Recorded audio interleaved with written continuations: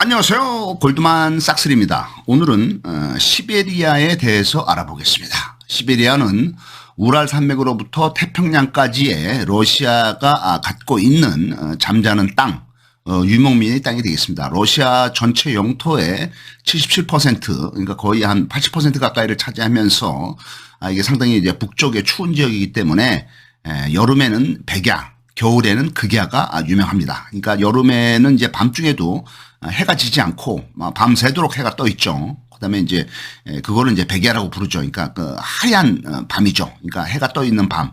겨울에도 이제 극야가 유명하게 되어 있습니다. 13세기, 그러니까 1200년대 몽골이 침입해서 이곳에다가 몽골의 그 제국인 시비르 칸국이 건설이 되겠습니다. 16세기 1550년경에 러시아의 그 유명한 이반 4세가 코사크를 앞세워서 이쪽을 침공을 해서 오랫동안 러시아 제국의 영토가 되지만은 사람이 별로 안 살기 때문에 죄수들만 보내는 유영지로서 퍼허 벌판의 유영지가 되겠습니다. 1891년에 건설되기 시작한 시베리아 횡단 열차, 횡단 철도, 이게 이제 1916년에 이제 완성이 되었는데 거의 25년 동안 걸쳐서 시베리아 횡단 열차가 완성이 되면서는 이 그 시베리아 쪽이 상당히 이제 발전하게 돼 있다 했습니다. 여기 보시다시피 이제 이게 이제 유라시아 대륙인데 유라시아 대륙 중에서 위쪽을 다 러시아가 갖고 있죠. 엄청난 영토를 갖고 있죠. 그다음에 여기 이제 대한민국이 여기 있네요. 맨 밑에. 그다음에 여기 일본이 있고 이쪽에 이제 러시아의 끝에가 여기가 이제 오호츠카해가 되겠죠. 오호츠카해가 되겠고 여기에 이제 캄차카 반도. 그다음에 이제 여기 이제 연해주. 그다음에 이제 여기가 이제 사할린 섬입니다. 사할린 섬. 지금 러시아의 영토지만은 일본이 자기네 영토라고 주장하면서 러시아와 일본 간의 영토 분쟁이 있는 곳이 여기 사할린 섬. 일본의 맨 위에 여기 이제 홋카이도. 그다음에 여기 이제 혼슈. 뭐 이렇게 일본은 이제 네 개의 큰 섬으로 돼 있죠. 홋카이도, 혼슈, 그 밑에 이제 규슈, 그 밑에 그 옆에 이제 시코쿠. 해서 네 개의 섬으로 구성이 돼 있고 그 위에 섬이 이제 옛날에는 이제 사할린 섬이 이제 일본 거였는데 이제 러시아에서 뺏겼죠. 2차 세계대전이 끝나면서. 그다음에 여기 연해주 지방 있고 연해주 지방에 이제 맨 밑에 여기 이제 대한민국이 있고 대한민국 요 바로 위에 여기 연해주 지방에 러시아의 그 부동항인 블라디보스토크가 있습니다. 그다음에 이제 여기서부터 이제 여기 이제 오츠크에서부터 이쪽으로 이제 흘러가는 강이 제일 유명한 강이 이제 흑룡강이 있죠. 아무르강이라도 하고 또 헤이룬강이라고도 하죠. 이 강이 이제 이쪽으로 흘러가는데 몽골 쪽으로 가죠. 그래서 이제 이 강에 이제 가면은 이제 여기가 이제 중국이고 중국 이제 이 강이 이제 몽골 쪽으로 이렇게 흘러가죠. 그래서 여기 몽골이 있죠. 이 몽골 쪽으로 이제 흑룡강 아무르강이 흘러가고 이 아무르강의 지류인 오논강, 그러니까 몽골의 가장 동쪽인 오논강 여기서 이제 징기스칸이 태어나서 이제 이 몽골 제국을 이제 통일을 하죠. 몽골은 지금 뭐 이렇게 땅덩어리 넓지만은 대한민국이 요만하죠. 근데 땅덩어리 넓지만 여기 인구는 300만 명밖에 안 됩니다. 대한민국은 요 조그만 땅에 남한에 뭐 거의 한 4천만 명, 북한에 뭐 한 2천만 명 해서 거의 한 5, 6천만 명이 있죠. 여기는 이제 300만 명밖에 안 됩니다. 다 합해도. 여기 중국이고. 그다음에 이제 몽골의 이제 가운데 바로 위에 이제 여기 바이칼호수가 있죠. 바이칼호수가 있고 이 바이칼호수 근처에서 발원이 돼서 강이 쭉 해서 북해 쪽으로 이제 여기 이제 북해입니다. 여기 북극이 있고 이쪽으로 흘러가는 강이 이제 예니세이 강이 되겠습니다. 그래서 그 시베리아 횡단 철도는 1891년에 건설이 시작이 돼서 1916년에 완성이 되었지만 어디서부터 출발하냐면 여기 러시아의 블라디보스토크 항구에서부터 출발을 합니다. 여기가 이제 북한의 이쪽에 이제 나진이 있는데 함경북도의 나진 여기하고 연결이 되면은 이제 대한민국하고 계속 연결이 되죠. 그래서 이제 나진하고 이렇게 연결돼서 이 철도를 통해서 만약에 이 시베리아 횡단 철도하고 연결이 되면은 대한민국이 이쪽을 통해서 이쪽 유라시아 대륙 쪽으로 해서 여기 모스크바까지 그다음에 이제 이쪽으로 이제 유럽까지 이제 연결이 될 수가 있는 거죠. 이 대륙을 통해서. 근데 지금은 요 사이에 이제 북한이 막고 있기 때문에 대한민국은 이쪽으로 육로를 통해서는 이 유라시아 대륙을 갈 수가 없죠. 그래서 이제 대한민국 다행스럽게도 삼면이 바다이기 때문에 이 바다를 통해서 이제 배로 해서 이제 유럽으로 가는 수밖에 없습니다. 근데 여기가 이제 철도가 나진에서부터 블라디보스토크까지. 그다음에 이제 나진하고 이제 대한민국 이쪽 그 남한 쪽에 뭐 강릉이라든가 속초라든가 뭐 이 동해하고 이쪽하고 또 그 연결이 되면은 대한민국에서 육로를 통해서 이쪽으로 갈 수 있다. 이제 시베리아 횡단철도가 여기 블라디보스토크를 통해서 이쪽으로 쭉 올라가다가 여기 이제 그 하바롭스키가 있죠. 러시아 하바롭스키. 그쪽을 통해서 쭉 해서 여기로 가면은 여기 이제 바이칼호수 쪽으로 가죠. 그래서 바이칼호수의 바로 옆에 서쪽에 이제 유명한 큰 도시 이르쿠츠크가 있죠. 이르쿠츠 여기를 통해서 쭉 가다가 보면은 쭉쭉쭉쭉쭉 해서 러시아를 통해서 시베리아 횡단철도 가다 보면은 여기 이제 카스피해가 나오죠. 카스피해가 있으면은 카스피해 동쪽이 이제 중앙아시아입니다. 그래서 카스피해 동쪽에 북쪽에 있는 카자흐스탄 그다음에 이제 바로 밑에 있는 우즈베키스탄, 동쪽에 있는 키르기스탄, 그 밑에 있는 타지키스탄, 그다음에 이제 그 카스피해 바로 옆에 있는 그 투르크메니스탄. 요게 5개가 이제 중앙아시아 5개국이죠. 그래서 이제 시베리아 횡단하다가 욜로에서 이제 그 카스피해 쪽으로 이제 쭉 이제 올라오는데 요 카스피해 북쪽에서부터 여기서부터 이 북쪽으로, 그 북극해 쪽으로 이렇게 쭉 뻗어 있는 산맥이 이제 그 우랄 산맥이 되겠습니다. 우랄 산맥. 이 우랄 산맥을 기준으로 해서 러시아 대륙 아니면은 이쪽은 유럽 쪽, 이쪽은 아시아 쪽 이렇게 이제 구분이 되겠습니다. 그래서 이게 우랄 산맥이 여기 자리를 잡고 있고 요쪽 우랄 산맥 요 동쪽 요쪽 동쪽에서부터 해서 이쪽으로 해서 카자흐스탄 북쪽으로 이렇게 쭉 해서 요 몽골 여기 그 가장 서쪽 밑에 요 밑에까지 요렇게 이제 산맥이 또 이렇게 하나 나와 있습니다. 요게 이제 알타이 산맥이 되겠습니다. 이 알타이 산맥에서 우리 한민족들이 기원을 했다 이런 설도 있고 요 바이카로스에서 우리 한민족이 기원을 했다 이런 설도 있습니다. 그러니까 요쪽이나 요쪽에서 한민족이 기원을 해서 이쪽으로 내려와서 옛날에 뭐 고조선이 형성되고 뭐 이런 걸로 이제 그 추측이 되는데 지금도 요 그 알타이 산맥에 가면은 이 사람들이 쓰는 말하고 우리하고 쓰는 말이 상당히 비슷한 게 많습니다. 그래서 이 사람들이 쓰는 말 중에 우리가 이제 마시는 물 가장 중요하죠. 생명 유지를 위해서. 근데 이 사람들은 그 물을 물 이렇게 발음을 합니다. 그러니까 막 단어가 비슷하죠. 발음이. 그다음에 이제 바이카로스 쪽에 이쪽도 이제 그 다 쓰는 단어가 우리가 쓰는 단어하고 비슷하게 있어서 이쪽에서 이제 그 우리가 이제 아버지라고 하는 거를 뭐 얘네들은 지금 아빠 뭐 이렇게 우리도 아빠라고 하죠. 그다음에 이제 뭐 아바이는 이제 평안도 사람들이 쓰는 말입니다. 뭐 아버지를 뜻하거나 아저씨를 뜻하는 게 이제 아바이 동무 뭐 이렇게 하는데 이제 얘네들은 이제 아바이라는 말을 쓰고 있습니다. 그래서 우리나라에 이제 그 유명한 우리나라의 그 단군 신화가 있죠. 단군이 이제 그 환웅을 내려보내서 그 이제 그 고조선을 건국을 하는 신화가 있죠. 그래서 이제 거기서 환인하고 환웅이 나오고 단군이 나오죠. 그래서 단군 그 신화가 있는데 이 단군 신화가 이쪽 지역에도 하다못해 이 그 카스피해 동쪽에 있는 이 중앙아시아, 그다음에 이쪽에 있는 그 알타이 산맥, 그다음에 바이카로스 이쪽에 전부 다 이 단군 신화하고 비슷한 신화들이 많아요. 그래서 이쪽 사람들이 그 옛날부터 믿고 있던 구두로 전해지는 신화에 보면은 우리는 이제 단군 신화라고 하지만은 이 사람들은 탱구리라고 합니다. 탱구리.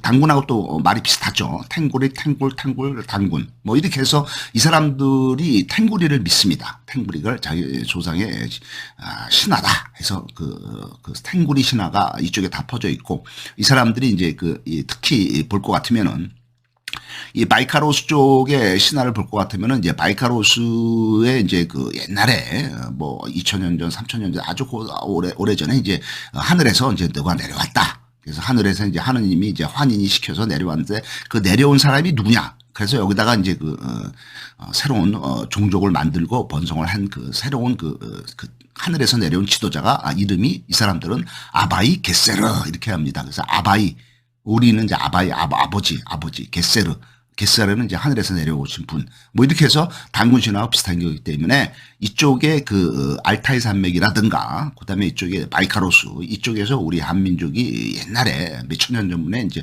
기원을 해서 이제 서서히 이쪽으로 내려왔다 이런 그 신화가 있습니다. 어떻든 간에 이 시베리아 철도가 이렇게 가서 여기 이제 우랄 산맥이 있죠. 우랄 산맥으로 해서 이제 동서로 나눠지면서 동쪽은 이제 아시아 그다음에 이제 서쪽은 이제 유럽 이런 식으로 구분이 되는데 이 우랄 산맥을 기준으로 해서 이쪽은 이제 전부 다 시베리아라고 이제 부르게 되겠습니다. 그러니까 이 시베리아가 이쪽이죠. 이 넓은 땅 이게 이제 77% 러시아를 차지한다고 해서 이 시베리아 횡단철도가 이제 이쪽을 지나서 일로 와서 이쪽으로 오면은 흑해 북쪽, 흑해가 지금 이제 우크라이나죠. 우크라이나가 북쪽에 있고 이쪽에 이제 그 루마니아, 그 밑에는 불가리아가 있고 그다음에 이제 우크라이나 위에가 이제 벨라루시가 있죠. 이 벨라루시는 옛날부터 러시아 영토였기 때문에 러시아로 독립을 한 지가 얼마 안 됐기 때문에 여기 있는 사람들은 상당히 친러시아 쪽이 돼 있습니다. 지금도 이제 우크라이나하고 러시아하고 전쟁을 할 때 벨라루시는 이제 러시아 편을 들고 있는 거죠. 그래서 러시아 편을 들고 있습니다.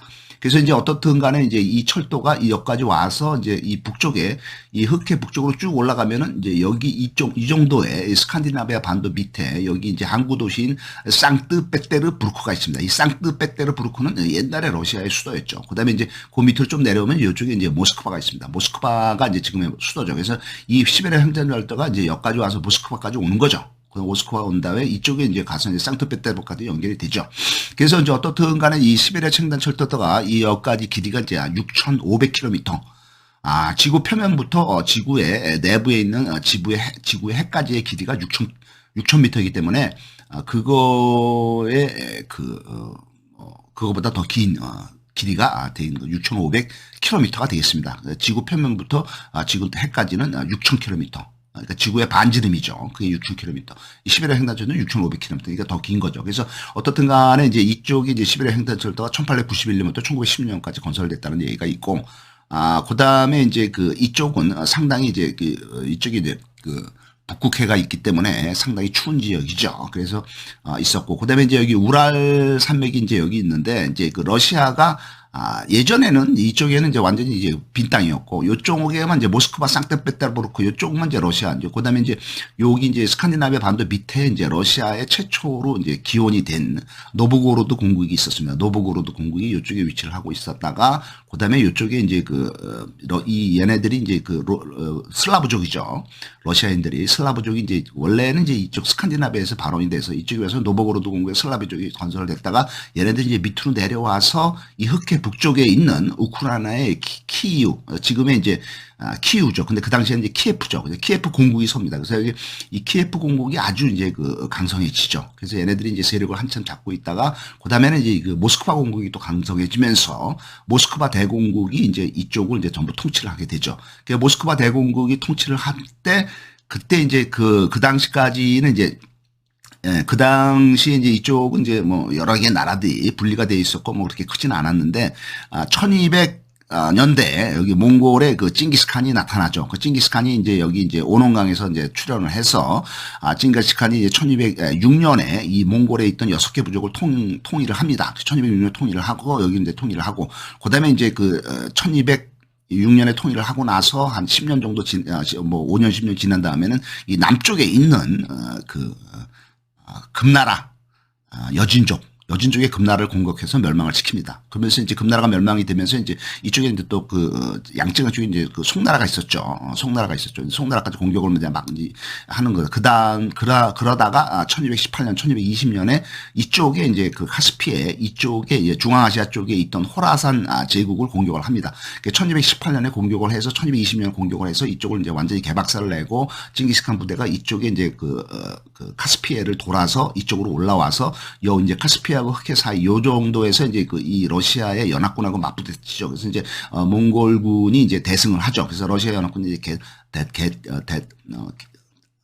대패를 당하죠. 그게 이제 1220년경입니다. 그래서 이제 러시아 연합군 대패를 하고, 그다음에 이제 몽골군은 여기서 이제 더 공격을 안 하고 여기서 이제 돌아오죠. 돌아와서 이제 징기스칸 시대가 끝나죠. 그래서 징기스칸이 이제 1220년에 이와 같은 성과를 거두고 난 다음에는, 그다음에 이제 말년에 이제 1227년에 죽는데, 그때쯤에는 이제 몽골 밑에 여기에 이제 몽골이 있고 여기 이제 이게 이제 카자흐스탄이죠. 중앙아시아. 그다음에 이제 이게 중국인데, 중국의 가장 위쪽에 여기가 이제 신장 위구르 자치구입니다. 신장 위구르 자치구고, 요 밑에가 깐수성이죠. 간수성. 그러니까 신장 위구르 자치구 간수성. 이게 이제 옛날에는 이제 오랑캐 땅이었는데, 이 신장 위구르 자치구의 밑에 있는 간수성, 요쪽에서 상당히 강한 세력을 갖고 있던 또 다른 나라가 서하가 되겠습니다. 이 서하를 징기스칸이 계속 점령을 못하고 마지막으로 이제 공격을 하죠. 공격을 하다가 전쟁 이후에 징기스칸이 죽죠. 그게 1227년에 징기스칸이 죽습니다. 그런데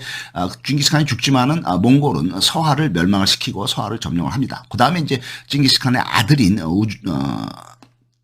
그 우구데이 칸, 우구데이 칸이 이제 1240년에 군대를 이끌고 이쪽 서쪽을 공격을 합니다. 그래서 이제 우구데이 칸이 이제 이 서쪽에 이쪽에 이제 이쪽을 통해서 이제 그때 징기스칸이 1220년에 여기 돌아왔기 때문에 이쪽 지형을 좀 알죠. 우구데이도 이제 그때 따라갔으니까 아들이니까. 그래서 이제 우구데이 칸이 이제 자기의 장군인 제베 장군하고 수부타이 장군하고 그다음에 이제 조카인 그다음에 이제 징기스칸의 이제 큰 손자인 바투를 이제 앞세워서 우구데이는 이제 징기스칸의 셋째 아들이고 그다음에 이제 여기 총사령관은 이제 바투는 이제 징기스칸의 큰 손자죠. 그래서 이 사람들을 앞세워서 이쪽으로 공격을 시킵니다. 그래서 우구데이가 이제 1240년에 이 바투의 군대를 이쪽으로 공격을 시켜서 돌아왔던 길을 이제 해서 이 북쪽으로 해서 공격을 해서 이쪽까지 들어가서 이쪽에서 이제 러시아 군대를 이제 다 이제 격파를 하고 이쪽에 이제 유럽 쪽에 동유럽 쪽에 들어가서 폴란드, 독일, 헝가리 이쪽으로 이제 개박살을 내고 하다못해 이탈리아 북부에 있는 베네치아까지 침입을 하고 오스트리아 비인을 이제 격파하기 일보 직전에 이제 1242년에 우구데이 칸이 갑자기 죽습니다. 그래서 이제 몽골군이 여기에 있다가 갑자기 어느 날 갑자기 다시 다 철군을 합니다. 대칸이 죽었기 때문에 그게 이제 1242년이에요. 이제 그 다음에 이제 그 이후로 그 다음에 이제 1271년에 이제 꾸릴타이 저기 이제 꾸릴타이가 열려가지고 이제 대칸 회의인데 최고 회의인데 거기서 열려서 1271년에 이제 대칸이 된 사람이 이제 5대 대칸인 꾸빌라이가 되겠습니다. 꾸빌라이가 이제 대칸이 되죠. 꾸빌라이가 대칸이 되면서 이쪽은 이제 원나라가 다스리고 이쪽은 이제 친척들 다스려서 이제 이쪽에 이제 우구데이 칸국, 이 밑에는 이제 중앙아시아 쪽은 차가타이 칸국, 그다음에 이제 러시아 쪽에는 이제 킵차크 칸국, 그다음에 이제 중동 쪽에는 이제 일한국 이렇게 해서 이제 러시아가 5개 제국으로 나눠서 몽골 제국이 이제 5개 제국으로 나눠 관리를 하는데 그게 이제 1271년에 이제 꾸릴타이 시대 이렇게 형성이 됐습니다. 그래서 이 러시아 쪽, 북쪽, 흑해 북쪽하고 이 러시아 쪽을 그 당시에 다스리던 것이 몽골 제국의 킵차크 칸국이 되겠고 이 킵차크 칸국을 다스리던 것은 징기스칸의 첫째 아들인 주치의 첫째 아들인 바투, 그러니까 징기스칸의 손자인 바투가 이쪽을 지배하게 되겠습니다. 그래서 바투가 이쪽을 지배를 하면서 이쪽의 킵차크 칸국이 이쪽에 흑해 북쪽에 이 러시아 쪽을 다스리게 돼 있죠. 다스리지는 하지만은 그나도 이제 러시아 이쪽에 원래 있던 키예프 공국이라든가 여기 모스크바 공국. 그래서 이 킵차크 칸국이 이제 1270년 뭐 요때부터 1260년 요때부터 이제 여기를 다스리기 시작한 거죠. 다스리기 시작했다가 결국에는 여기가 이제 상당히 몽골에서 먼 지역이기 때문에 이쪽에 있던 유럽인들 또는 슬라브 러시아인들한테 이제 결혼을 통해서 혼혈이 되고 점점 피가 섞이고 이러면서 이제 점점 러시아화가 돼가죠. 그래서 러시아화가 돼가면 과정에서 이쪽에 있던 모스크바 공국이 상당히 큰 세력을 형성을 하면서 드디어 1550년경에 러시아 제국, 그다음에 이제 모스크바 공국 여기에 이제 걸출한 왕이 등장하죠. 이반 4세가 나와요. 이반 4세가 1550년에 이쪽에서 이제 주변을 다 점령을 하면서 세력을 이제 굳히게 되면서 1550년에 킵차크 칸국을 공격을 해서 몽골의 킵차크 칸국이 1550년에 멸망하게 되어 있습니다. 그래서 킵차크 칸국이 1260년부터 1550년까지 여기 한 300년 동안 이 러시아를 지배를 하다가 1550년에 모스크바 공국의 이반 4세한테 멸망을 당하죠. 그러면서 이제 몽골 제국이 이제 이 남아있던 제국들이 일로 밀려나기도 하고, 그다음에 이제 분할되게 이제 조그만 이제 땅 칸국으로 조그맣게 이제 잔존하게 되죠. 그래서 여기 킵차크 칸국이 멸망을 하면서 이 킵차크 칸국의 잔존 세력들이 남아있던 여러 가지 칸국으로 조그만 칸국으로 나눠지는데 여기 여기 흑해 위에가 크림반도죠. 크림반도 쪽에 있던 것이 크림 칸국이 되고, 그다음에 이제 여기 이제 여기 크림 칸국, 그다음에 이제 카스피의 북쪽으로 이제 우랄 산맥이 있다고 그랬죠. 이 우랄 산맥의 요 남쪽에 생긴 것이 이제 시비르 칸국, 댕기죠. 시비르 칸국, 그다음에 크림 칸국, 이제 킵차크 칸국이 나눠진 겁니다. 이제 크림 칸국, 그다음에 이제 시비르 칸국, 그다음에 여기에 이제 중간쯤에 이제 카잔 칸국, 뭐 이런 식으로 해서 한, 4-5개 작은 강국으로, 캡착 강국이 이제 그 나눠지면서 이제 그 분리가 되죠. 그다음에 이제 모스크바 공국이 세력을 뻗쳐서 이제 이들을 계속 전쟁을 하면서 이제 세력을 넓히다가 1550년에 이제 이반 4세가 동쪽으로 공격을 하죠. 동쪽으로 공격을 해서 여기 이제 우랄 산맥이 있는데 우랄 산맥의 남쪽에 있던 카잔 강국을 멸망을 시키죠. 그다음에 이제 한 40년 있다가 이제 여기 이제 마지막에 있던 몽골의 후예인 시비르 강국도 멸망을 시키죠. 그러면서 이제 그 이반 4세가 여기까지 이제 영토를 이제 황당히 이제 여기까지의 영토를 우랄 산맥까지의 영토를 완전히 확보를 합니다. 그래서 1550년이고 그 다음에 그로부터 한 200년이 지난 1750년 한 200년이 지난 다음에 1750년경에 또 이 그 러시아 제국에 또 걸출한 황제가 나타나죠. 그게 표트르 대제 표트르 1세라는 사람이 나는데 이 사람은 이제 그 여기를 넘어서 이 그 공격을 하죠. 여기 넘어 공격을 가서 이쪽에 시베리아 쪽으로 점령을 해 나갔죠. 그래서 이제 이때 이제 그 공격을 할 때 그 이용한 군대가 여기 이제 카스피해가 있고 흑해가 있죠. 요 사이를 이제 카카스 지역, 코카소스 지역이라는데 이쪽에 있던 그 코사크 여기 이제 기병들이 아주 유명했는데 그 기병들의 그 종족들을 코사크라 그럽니다. 이 코사크족들을 이 러시아가 사가지고 뭐 돈을 줬는지 뭐 용병 부대니까 돈을 줄 테니까 좀 해라 해서 이제 이 코사크들 이 기병 부대 숫자는 많지 않지만은 상당히 그 실력이 좋은 이 코사크들을 이용을 해서 이쪽 그 시베리아 쪽을 이제 그 지배를 하게 됩니다. 그래서 몽골이 이제 여기 시베리아 강국이 이제 있었고 그다음에 이제 그 1550년 이반 4세가 이제 이 코사크들을 이용을 한 거죠. 그래서 이제 여기를 침입을 해서 여기까지의 영토, 이 우랄 산맥까지 이제 코사크들을 이용을 해서 우랄 산맥까지를 그 러시아 영토로 확보를 한 게 1550년에 러시아의 이반 4세가 되겠습니다. 이 우랄 산맥은 카스피해 여기 카스피해가 이제 카자흐스탄이 있고 카자흐스탄 맨 이 그 동쪽에 카스피해가 있죠. 카스피해 위쪽으로 우랄 산맥이 있죠. 그다음에 이제 이쪽으로 이제 몽골 쪽으로 알타이 산맥이 뻗어 있고. 그래서 이제 그 우랄 산맥은 카자흐스탄 북부에서 북극해까지 러시아를 남북으로 종단하는 길이 2,500km, 해발 1,000m의 아시아 유럽의 경계를 만드는 산맥이 되겠습니다. 그래서 길이가 2,500km라고 그러면은 우리 그 지구의 표면에서부터 해까지의 길이가 6,000km이기 때문에 그 길이에 거의 한 반 조금 못 미치는 길이 2,500km니까 상당히 긴 산맥이 우랄 산맥이 되겠습니다. 이 우랄 산맥 중에서 최고봉은 해발 1,895m의 나로드나야 산이라고 되어 있습니다. 근데 해발 1,895m면 뭐 그렇게 높은 산은 아니죠. 우리나라 대한민국에서 볼 수 있는 지리산만 해도 1,900m가 되니까 여기 높이하고 비슷하네요. 그다음에 이제 지리산이 이제 1,900, 그다음에 이제 뭐 한라산 뭐 이런 데가 한라산이 1,900, 그다음에 이제 지리산이라든가 지리산 1,700, 그다음에 이제 백두산 같은 경우는 한 2,700 정도 되니까 백두산이 더 높죠.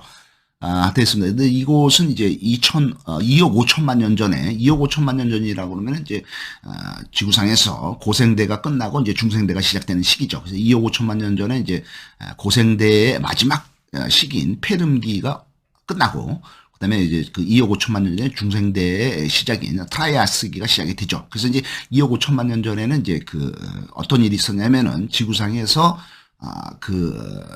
고생대가 끝나고 중생대가 시작되는 시기에 대대적인 화산 폭발이 있었습니다. 그래서 지구는 이제 계속 움직이고 있죠. 지구는 이제 지구 땅덩어리 표면이 움직이죠. 그건 이제 베게너의 이론이라고도 하는데, 그 다음에 이제 지구가 왜 움직이냐 하면은 지구 표면은 아주 얇은 땅이죠.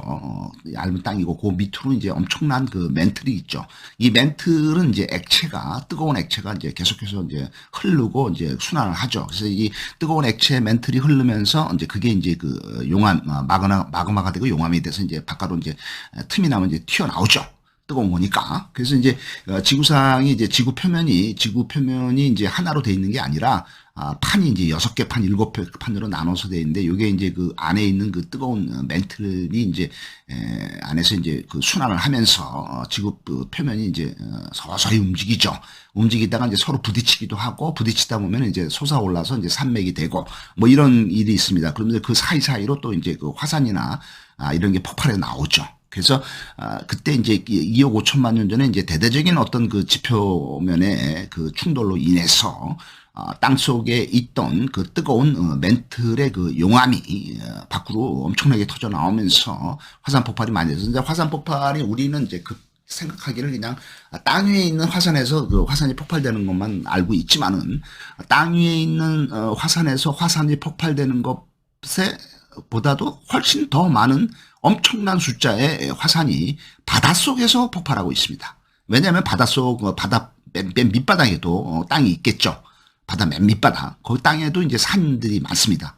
산맥들이 많고, 그 이제 우리가 그 산을 해륜이라고 그러고, 그 산 속에 이제 그 계곡을 해구라고 부르죠. 근데 어떻든 바다 맨 밑바닥에 있는 그 많은 그 산맥들, 산들 여기서 엄청나게 화산이 폭발되면서 그게 이제 뭐 바다 위로 이제 막 올라오는 거죠. 그래서 이제 그 화산이 폭발되면은 이제 가장 문제가 땅 밑에 있던 그 용암이 이제 밖으로도 나오지만은 그게 이제 그 폭발해서 나오면서 화산재가 하늘을 덮게 됩니다. 그래서 이제 이산화탄소가 막 솟아 나오고, 그 다음에 이제 화산재가 이제 그 솟아 올라서 하늘을 덮게 되면은 하늘에 햇빛을 가리게 돼서 햇빛을 가리게 되면은 지구상에 식물이 못 자라죠. 지구상에 식물이 못 자라면은 그 식물을 먹고 사는 초식동물이 죽고, 초식동물이 죽으면은 초식동물을 먹는 육식동물이 죽죠. 그래서 이제 화산재가 하늘을 덮어버리면은 지구상에 멸종이 온다. 생물들이 많이 죽는다. 이런 것도 돼 있고, 그 다음에 이제 그 바닷속에서 이 화산이 폭발을 하면은 그 엄청난 그 폭발 그거의 영향으로 인해서 바닷물이 막 엄청나게 흔들리겠죠. 그래서 바닷물이 그냥 막 엄청나게 밀려서 막 사방으로 이제 흘러가죠. 거기에 그 영향을 받아서. 그래서 이 바닷물이 그 바닷속 화산 폭발로 인해서 밀려가지고 육지로 막 오겠죠. 그게 이제 뭐 높이가 막 10m짜리 엄청난 파도가 이제 밀려오는 겁니다.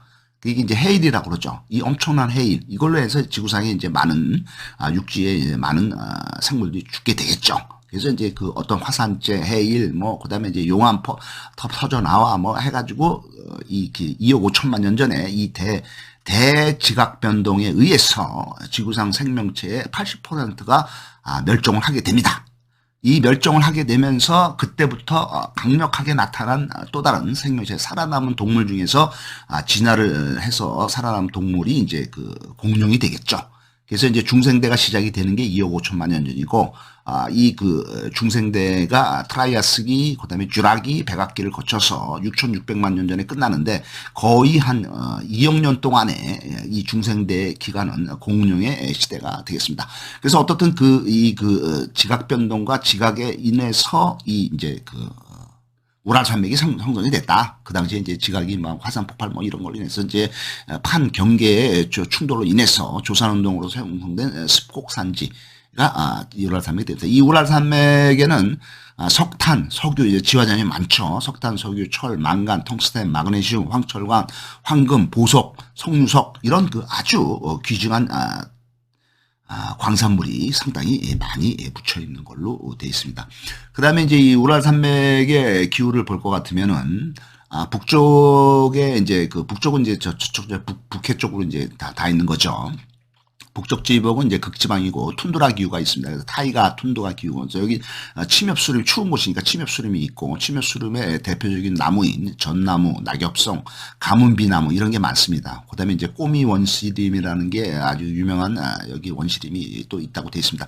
남쪽에는 이제 기온이 이제 초원지대, 그다음에 스텝지대. 그러니까 카스피의 바로 북쪽이죠. 거기는 이제 그 중앙아시아의 카자흐스탄이 있는데 거기에 이제 초원지대가 되겠습니다. 스텝지가 되고 건조한 수분지대가 되겠습니다. 이쪽에는 이제 화렵수림이 많고 자작나무라든가 떡갈나무가 많습니다. 그다음에 이제 우랄산맥에는 술록도 많고 고음도 많고 설화선이 그다음에 이제 쪽제비 이런 게 많고 그다음에 모피 무역이 강한 걸로 되어 있습니다. 그래서 러시아를 지금 여러 개 이제 큰 분리를 할 경우에는 여기 우랄지구가 있죠. 우랄지구가 있고 우랄지구가 이제 그 카스피해 이쪽에 이제 카스피해가 있는 걸로 되어 있습니다. 그래서 여기 이제 보면은 이제 이쪽은 이제 흑해가 되겠고 흑해 카스피해 그래서 카스피해 북쪽으로 해서 쭉 올라가는 게 여기 이제 우랄산맥이 한 이 정도 있겠네요. 우랄산맥이 이 정도에 있고 이쪽은 이제 오른쪽을 우랄지구라고 부르고 그다음에 이제 바로 이쪽을 이제 시베리아지구라고 부르고 그다음에 이쪽은 극동지구라고 이제 러시아가 부르고 있습니다. 이쪽에 이제 극동지구에는 이제 연해주까지 포함해서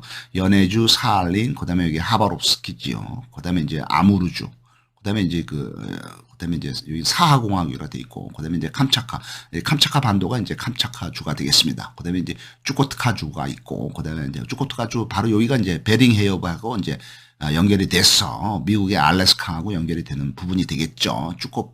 쭈코트카주라고 돼 있네요. 그다음에 이제 마가단주라고 돼 있습니다. 여기가 이제 더 이제 시베리아 쪽에 이제 극동지구가 돼 있고, 이제 요 사이에 이제 시베리아주가 돼 있고, 그다음에 이제 여기 우랄지구, 이제 우랄 산맥이 이쪽으로 뻗어 있고, 그다음에 이제 여기 이제 북서지구가 있는 곳에 여기 이제 그 노보그라드가 있고 레닌그라드가 있죠. 레닌그라드가 바로 이제 있고, 여기 이제 상트페테르부르크 러시아의 옛날 수도가 있죠. 이게 이제 북서지구에 다 속하는 겁니다. 북서지구에 속하고.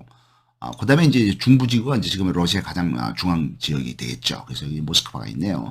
그 다음에 이제 볼가지구, 볼가강이 흐른다 해서 볼가지구. 볼가강은 이제 여기 카스피해가 있고, 카스피해에서 북쪽으로 흐르는 강이 이제 볼가강입니다. 볼가강이고. 그 다음에 이제 여기 이제 우랄산맥이 있고, 뭐 이렇게 돼 있습니다. 그 다음에 이제 이쪽에 이제 흑해가 있고, 흑해에서, 흑해 바로 북쪽, 흑해 바로 북쪽이 이제 여기 이제 흑해 북쪽, 흑해가 이 정도 있겠네요. 흑해 북쪽에 우크라이나가 있으니까 이 우크라이나가 되겠죠. 그래서 이제 이쪽엔 남부지구는 이제 코카소스 지역에 있는 걸 같습니다. 그래서 여기 이제 카스피아하고 흑해 사이가 이제 코카소스 지역인데, 코카소스 지역에 이제 반을 잘라서 이쪽에 이제 카카스 산맥이 있고, 카카스 산맥 밑으로는 이제 코카소스 3국이 있죠. 그래서 조지아, 그루지아, 그다음에 이제 아제르바이잔, 아르메니아, 이렇게 세 개의 카카스 산국이 있고, 그 위에가 이제 러시아 영토인데, 여기를 이제 러시아 애들은 이제 남부지구 이렇게 부르고 있는 걸로 되어 있습니다. 1550년에 러시아의 차르인 이반 4세가 카잔 칸국을 멸망을 시키고 이곳을 여러 러시아 영토로 삼습니다. 그다음에 1598년, 한 50년이 지난 다음에 러시아가 시비르 칸국, 우랄 산맥의 가장 남쪽에 있는 시비르 칸국, 몽골 제국의 킵차크 칸국에 분파가 된 거죠. 여기를 멸망을 시키고, 여기 이제 우랄 산맥의 이쪽 남쪽에다가 요새를 건설을 하고 이쪽 지배를 이제 강화를 합니다. 러시아가 한 거죠. 그 다음에 이제 17세기 한 1600년 경에 이제 한 100년이 지날 때는 이쪽에는 이제 이제 자기는 여러 시아 영토를 삼기 때문에 이쪽에서 철이라든가 구리라든가 운묘, 보석, 원강 등 광산이 개발되면서 이쪽 광산 개발이 시작이 됩니다. 18세기, 그러니까 1750년 경에 러시아의 표트르 1세, 표트르 대제가 러시아의 제국을 선언을 하고 원자재 공급 광산 지역으로 이쪽을 이용하게 되겠습니다. 1847년, 그러니까 1850년 경에 전 세계 금 생산의 60%를 이 우랄 산맥에서 나오게 되겠습니다. 이 금광에서 이제 여러 가지 금을 벌어들인 돈으로 인해서 러시아가 이제 돈이 이제 들어오니까 금은 그 당시에 또 돈이죠. 그래서 러시아가 이제 시베리아라든가 극동으로 영토를 확장하는 그런 재원이 되겠습니다. 1878년에, 그러니까 시베리아 횡단 열차가 1891년에 설치가 작업이 시작이 돼서 1916년에 완성이 되죠. 25년 동안. 근데 이제 1890년에서 시베리아 철도를 개설하기 이전에 한 12년, 13년 전엔 1878년에 시베리아 철도의 기본이 되는, 발달이 되는 우랄철도가 개설이 됩니다.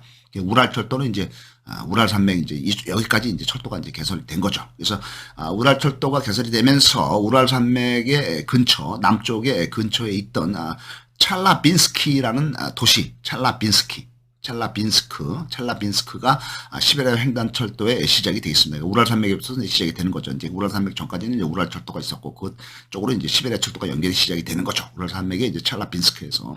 1930년이 되면서는, 이때는 이제 미국의 대공황이 있을 때죠. 지철 산업의 중심지가 됩니다. 철이 많이 나죠. 그 다음에 이제 군수산업이라든가 탱크도 만들고 핵무기 개발 뭐 이런 거를 하는 곳이, 이곳이 우랄 산맥에서 되겠습니다. 러시아는 상당히 자원이 많은 나라입니다. 그래서 전 세계 석탄 매장량의 세계 1등이 러시아가 석탄을 많이 갖고 있고, 그 다음에 이제 석유도 사우디아라비아가 전 세계에서 제일 많이 갖고 있지만은 러시아가 두 번째로 많은 석유 매장량을 갖고 있는 걸로 되어 있습니다. 이 러시아가 갖고 있는 석유 중에서 가장 많은 석유가 나오는 것이 시베리아 서쪽에 있는 튜멘 유전이라고 되어 있습니다. 여기가 우랄산맥 동쪽이죠. 여기에서 나오는데 러시아 전체 석유의 60%가 여기서 나오는 것입니다. 러시아는 또한 천연가스 매장량도 세계 1등입니다. 그래서 이것도 천연가스도 70% 이상이 시베리아의 서쪽에서 나오고, 그다음에 백금은 이제 플래토늄이라고 부르는데, 이 백금이 이제 금보다도 엄청 비싸죠. 상당히 이제 특이한 용도로 쓰이는 게 백금인데, 여기 이제 백금도 우랄 산맥에 많게 되어 있습니다. 그다음에 백금은 색이 다양하고 불에 안 타기 때문에 소방관들의 방화복이라든가 건축자재의 전기 절연제로 쓰이는 아주 귀한 자원이 백금이 되겠습니다. 그러니까 여기 보시면은 여기 흑해가 있고요. 여기 이제 카스피해가 있죠. 이 카스피해 북쪽에서 약간 동쪽, 이쪽에서부터 이제 우랄 산맥이 이렇게 이제 북쪽으로 뻗어 있습니다. 이게 이제 우랄 산맥이죠. 우랄 산맥인데, 이 우랄 산맥에 이제 지하 자원이 많고, 러시아에서 가장 많이 나오는 석유도 이제 이 우랄 산맥의 바로 동쪽에 있는, 이게 이제 시베리아 서쪽이죠. 그러니까 우랄 산맥의 동쪽, 시베리아 서쪽. 여기에 튜멘에서 석유가 상당히 많이 나오는 걸로 돼 있고, 천연가스도 이쪽에서 가장 많이 나오고, 백금도 많이 나오고, 그래서 우랄 산맥이 아주 자원의 보고가 되겠습니다. 그래서 여기를 차지한 1550년에 러시아 제국의 차르인 이반 4세가 이제 이쪽으로 진격을 해서 여기를 이제 확보를 했고, 요 이제 우랄 산맥의 가장 남쪽에 이제 있던 몽골 계통의 시비르 칸국을 멸망시켰고, 이쪽에 그 전에 여기 이제 이쪽에 있는 카잔 칸국, 몽골 카잔 칸국 멸망시켰고, 요 이쪽에 있는 몽골의 크림 칸국도 있었죠. 그래서 이제 이 러시아가 이제 1550년 했고, 그다음에 1750년 200년이 지난 후에 표트르 1세는 이제 이쪽으로 이제 진격을 한 거죠. 근데 러시아가 이쪽을 공격을 해서 여기를 점령을 했을 때는 이쪽에 카카스 지역에 있던 코사크 기병대를 많이 이용을 해서 이쪽을 공격을 해서 점령을 했다. 그래서 여기 이제 카스피의 이제 동쪽에 카자흐스탄, 키르기스탄, 타지키스탄, 우즈베키스탄, 투르크메니스탄, 이게 이제 중앙아시아국이고, 여기 중국이 있고, 중국의 북쪽에는 이제 신장 위구르 자치고, 그다음에 이제 그 밑에는 이제 간수성이 있고, 이쪽에 이제 몽골이 있는 걸로 돼 있습니다. 예니세이강은 어디냐 하면은 몽골이 있죠. 이게 이제 몽골입니다. 몽골의 수도가 약간 북쪽에 있는 울란바토르가 되겠죠. 울란바토르가 지금의 수도고, 옛날에 몽골 수도는 여기서부터 남쪽으로 좀 더 내려가서 한 100km인가 내려가면 이쪽에 이제 카라코럼이라고 했습니다. 카라코럼이 이제 옛 몽골의 징기스칸 때 수도였고, 지금은 이제 울란바토르가 수도죠. 이 몽골의 가장 북쪽 중앙에서부터 시작되는 것이 예니사이강이 되겠습니다. 여기 이제 바이카로스가 있죠. 이제 바이카로스 쪽을 통해서 이루쿠츠크라는 도시가 있고, 이쪽으로 해서 쭉 올라가서 이제 이 북해 쪽으로 올라가는 것이 이제 여기 예니세이강이 여기서부터 발원이 되네요. 여기서부터 발원이 돼서 이렇게 쭉 올라가는 게 예니세이강이고, 그다음에 이제 이쪽에 이제 지류들이 이제 계속 이쪽하고 다 연결이 돼 있는 걸로 되어 있습니다. 예니세이강은 몽골 북쪽의 바이카로스 근처에서 발원을 해서 북극해인 카라해로 가는 러시아의 강이 되겠습니다. 상류는 급류와 홍수가 많고 아주 차가운 냉대 기후지만은 하류 쪽은 툰드라 기후라서 겨울에는 얼었다가 봄에는 녹는 기후가 되겠습니다. 이 예니세이강이 이제 러시아에서는 가장 긴 강이 되겠습니다. 세계에서 제일 긴 강이 어디냐 할 것 같으면은 첫 번째로 긴 강이 이집트의 나일강, 두 번째로 긴 강이 브라질의 아마존강, 세 번째로 긴 강이 중국의 양쯔강, 네 번째로 긴 강이 미국의 미시시피강, 다섯 번째로 긴 강이 이 러시아의 예니세이강이 되겠습니다. 이 예니세이강의 중하류에는 러시아인들이 많이 살고 있고, 그러니까 예니세이강이 이제 몽골에 여기 바이카로스가 있고, 바이카로스 이쪽에서부터 발원이 돼서 이제 예니세이강이 이제 북의 카라해로 흘러가는데, 이 예니세이강의 하류가 이쪽이죠. 이쪽이 하류고 이쪽이 이제 중류가 되겠죠. 이 중하류에는 러시아인들, 슬라브족들이 많이 살고 있고, 그다음에 이제 여기 중간쯤에 이제 지류가 있어요. 지류가 있는데 이 지류강이 이름이 퉁구스카 강이라고 돼 있어요. 퉁구스카 강, 퉁구스족 딱 생각이 나죠. 퉁구스카 강이 있는데, 여기는 여진족인 퉁구스족의 족이 이제 처음에 발원한 곳이 여기다. 그래서 이렇게 되어 있습니다. 그래서 여기는 이제 여진족이 퉁구스족이 발원한 곳이다. 이렇게 되어 있습니다. 그래서 시베리아의 한 가운데에 있는 걸로 되어 있습니다. 그래서 이들이 이제 여진족들이 내려와서 만주에서 발흥을 하면서 이달에 또 예맥족이 되죠. 그 예맥족이 되면서 예맥족이 이제 한민족이 조성이 되는 겁니다. 그래서 여기에 이제 몽골의 예니세이강이 있고, 예니세이강 말고 또 이 북해 쪽에 그러니까 이 카라해 북해의 카라해 쪽으로 이제 더 올라가면 이제 북극이 되겠죠. 또 이제 오부강이라고 또 있습니다. 근데 이쪽에는 이제 한참 넘어가면 이제 우랄산맥을 카스피해 북쪽에 우랄산맥이 있고요. 우랄산맥을 넘어가면 모스크바하고 상트페테르제가 있고 그 위에 이제 핀란드하고 스칸디나비아 반도가 있겠고 그다음에 이제 여기는 이제 카라해지만은 이쪽에는 이제 바렌츠해라고 이름이 돼 있습니다. 감사합니다.